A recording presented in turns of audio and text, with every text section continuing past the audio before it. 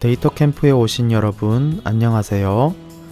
오늘은 데이터 전처리 마지막 시간으로 데이터 변환과 결측치 처리에 대해 알아보겠습니다. 우선 구글 드라이브에 들어가서 실습했던 구글 콜의 파일을 열어봅시다. 그리고 사이드바 파일 메뉴를 열어서 구글 드라이브와 연결시켜 줍니다.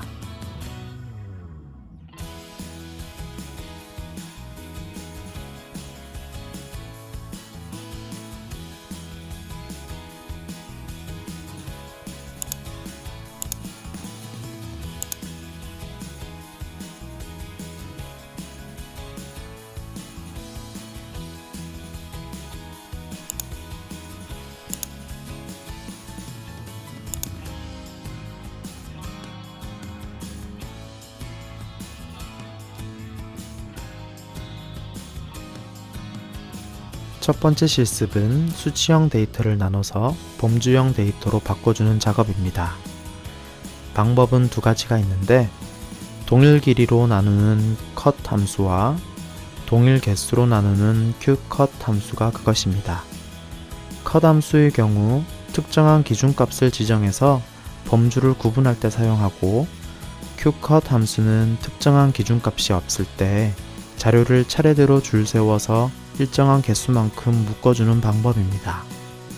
예를 들어 30명의 성적 데이터가 있을 때 cut 함수는 90점 이상을 상, 80점까지를 중, 79점 이하를 하 그룹으로 묶는 방법이고 qcut 함수는 30명의 성적을 차례대로 줄 세워서 1등부터 10등까지 상, 11등부터 20등까지 중, 21등부터 30등까지 하 그룹으로 묶는 방법이라고 할 수 있습니다. 우리가 지난 시간에 만든 BMI 변수를 가지고 범주화시키는 실습을 해봅시다. 우선 제일 앞쪽에 있는 판다스 라이브러리를 가져오는 코드부터 엑셀 파일 읽기 코드까지 실행시켜 줍니다. 그리고 조금 내려서 상위 300개 정보 중 키 몸무게가 0이 아닌 값만 모은 데이터 df3을 만든 코드를 실행시켜 줍니다. 그리고 그 중에서 이름, 키, 몸무게 변수만 슬라이싱한 df4 데이터를 만든 코드도 실행시켜 줍니다. 그리고 마지막으로 BMI 변수를 만든 코드를 실행해 줍니다. 준비는 끝났습니다. 여기를 보면 BMI 값에 따라 18.5 이하면 저체중, 18.5에서 22.9 사이면 정상, 23부터 24.9면 과체중, 25 이상부터는 비만이라는 판정 기준이 있습니다. 따라서 우리에게는 특정한 기준값이 있으므로 cut 함수를 쓰면 됩니다. 그럼 새로운 변수명으로 BMI 등급이라는 변수를 df4 데이터에 만들어주고 pd.cut 함수를 써줍니다. 괄호 열고 우선 대상이 되는 변수를 입력해줘야 합니다. 우리는 df4 데이터의 BMI 변수를 가지고 나눠줄 예정이기 때문에 df4에 BMI 변수를 입력하고요. bins 옵션에 기준값을 써주는데 첫 기준값은 0, 다음은 18.5, 다음은 22.9, 다음은 24.9, 끝으로 25를 입력해 줍니다. 콤마하고 범주 이름을 달아주는데요. 그래프를 그릴 때 한글이 들어가면 한글을 인식시켜주는 코드를 추가하고 런타임을 새로 시작해야 하는 번거로움이 있기 때문에 우리는 범주 이름을 영어로 입력해 줄 예정입니다. 무슨 말인지 확인하고 싶은 학생들은 한글로 한번 입력해보고 어떤 결과가 나오는지 살펴봐도 좋겠네요. 일단 영상에서는 영어로 범주명을 입력해 주었습니다. 이렇게 해서 실행. 결과를 보면 BMI 변수의 값에 따라 BMI 등급 변수에 들어가는 범주명이 달라지는 것을 확인할 수 있습니다. 아이돌의 BMI 등급 분포는 어떤지 살펴보기 위해 BMI 등급 변수의 빈도값을 통해 막대 그래프를 그려보겠습니다. df3의 BMI 변수를 쓰고 value 언더바 count 함수를 쓰고 뒤에 점 plot 괄호 안에 kind는 bar 라고 해서 막대 그래프로 시각화해 보겠습니다. 실행. 결과를 보면 아이돌들은 저체중이 가장 많고 그 다음이 정상 등급이라고 알 수 있습니다. 과체중과 비만은 단 한 명도 없었습니다. 데이터 전처리 마지막 실습으로 결측치 처리를 배워보겠습니다. 우선 결측값이라는 것은 자료 입력이 되지 않은 값을 의미합니다.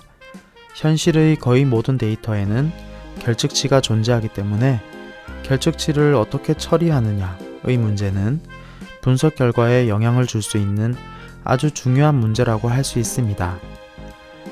보통 결측치는 NaN, N/A, null 등 다양한 방식으로 표현됩니다.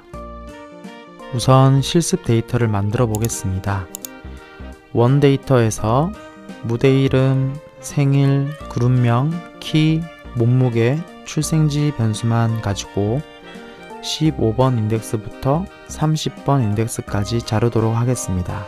실행. 데이터를 보면 키, 몸무게 데이터에서 0값이 들어가 있는 것으로 확인되었습니다.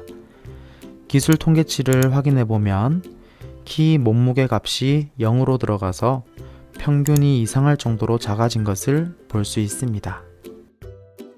따라서 0 값을 결측치로 변환하겠습니다. 값을 변환하는 함수는 replace 함수입니다. 그 전에 결측치 입력을 위해서는 numpy라는 라이브러리가 필요합니다. import numpy as 별명을 mp로 정합니다. 기존 데이터 위에 덮어쓰기 방식으로 데이터를 전처리할 예정이기 때문에 기존 데이터명을 그대로 사용합니다. df7은 df7 데이터명 .replace라고 코드를 쳐주고 괄호 안에 기존 값과 대체 값을 써줍니다. 우리는 0을 결측치로 대체하기 때문에 0, 결측치를 나타내기 위한 numpy 라이브러리를 사용해서 mp.nan을 입력해 줍니다. 실행. 결과를 보면 0이 모두 결측치로 바뀐 것을 확인할 수 있습니다. 전처리한 데이터 기술 통계치를 확인해 보면 16개 데이터가 모두 분석에 들어간 것이 아니라 결측치를 제외하고 분석에 활용된 것을 볼 수 있습니다.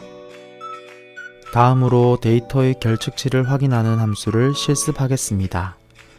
두 가지 함수가 있는데요. isNull과 notNull 함수입니다. 우선 isNull 함수는 데이터 이름 .isNull 괄호로 코딩합니다. 실행.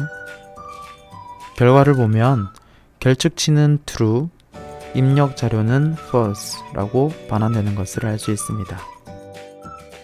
다음으로 notNull 함수는 isNull 함수를 복사해서 붙여놓고 is 대신에 not을 써주고 실행해 줍니다. 실행. 결과를 보면 isNull 결과와 반대로 결측치는 false, 입력 자료는 true로 반환합니다. 마지막으로 결측 자료의 수를 확인하는 방법을 실습하겠습니다. 코드는 위에서 사용한 isNull 함수를 그대로 쓰고 뒤에 .sum 함수를 붙여줍니다. 실행. 결과를 보면 변수별로 결측치 개수가 확인됩니다. 그룹 변수에 4개, 키 변수에 2개, 몸무게 변수에 7개, 출생지 변수에 3개의 결측치가 있는 것이 확인됩니다. 다음은 결측 데이터를 제거하는 작업을 실습하겠습니다. dropNA 함수를 활용합니다. 데이터 이름 .dropNA 함수를 입력하고 실행. 결과를 보면 변수값 중 결측이 하나라도 있는 행은 모두 제거된 것을 확인할 수 있습니다. 다음은 특정 변수를 기준으로 결측 데이터를 제거하는 방법입니다. dropNA 함수에 subset 옵션을 추가하면 됩니다. 위에서 활용한 코드를 복사해 와서 괄호 안에 서브셋은 꺾음새 안에 기준 변수명을 넣어주면 됩니다. 기준 변수로 그룹을 넣어주고 실행. 그룹 변수에 결칙이 있는 행이 모두 제거된 것을 확인할 수 있습니다. 기준 변수는 하나만 설정할 수 있는 것이 아니라 더 추가할 수 있습니다. 위 코드를 복사해 와서 그룹의 콤마로 구분하고 키 변수명을 입력하겠습니다. 그리고 실행. 결과를 보면 그룹 변수와 키 변수에 결칙이 있는 자료가 제거된 것을 볼 수 있습니다. 다음 실습은 결측 데이터에 대체값을 넣어주는 작업입니다. 우선 dropNA 함수를 이용해 df7 데이터에서 그룹 변수에 결칙이 있는 자료는 모두 제거해 줍니다. 그리고 키 변수의 결측값을 160으로 대체하는 코드를 작성하겠습니다. 결측 데이터 대체는 fillNA 함수를 사용합니다. 우선 같은 변수명을 왼쪽에 입력해서 기존 변수 위에 새로운 변수를 덮어쓰도록 설정합니다. df7은 df7 데이터의 키 함수를 쓰고 .fillNA를 입력한 뒤 괄호 안에 대체하고자 하는 값을 입력합니다. 실습에서는 160으로 대체하겠습니다. 실행. 결과를 보면 결측이었던 소유 다솜의 키 데이터가 160으로 대체된 것을 확인할 수 있습니다. 특정값 대신에 평균값으로 대체할 수도 있는데요. 위에서 사용한 코드를 복사 붙여넣기해서 160이라는 특정값 대신에 몸무게 변수의 평균값을 나타내는 min 함수를 사용해 봅시다. 실행. 결과를 보면 결측이었던 소유부터 소형까지의 몸무게 자료가 평균값인 46.8로 대체된 것을 알 수 있습니다. 끝으로 수치형 변수가 아닌 문자형 변수의 결측치 대체 방법입니다. 우선 df7 데이터 출생지 변수의 빈도를 valueCount 함수를 통해 산출해 봅시다. 결과를 보면 가장 많은 값이 서울인 것을 알 수 있습니다. 가장 많은 빈도 값을 확인했으니 결측치를 그 값으로 대체해야겠죠? 출생지 변수에 대해 fillNA 함수를 쓰고 괄호 안에 서울을 넣어줍니다. 그리고 실행. 결과를 보면 출생지 변수의 결측치가 모두 서울로 대체된 것을 확인할 수 있습니다.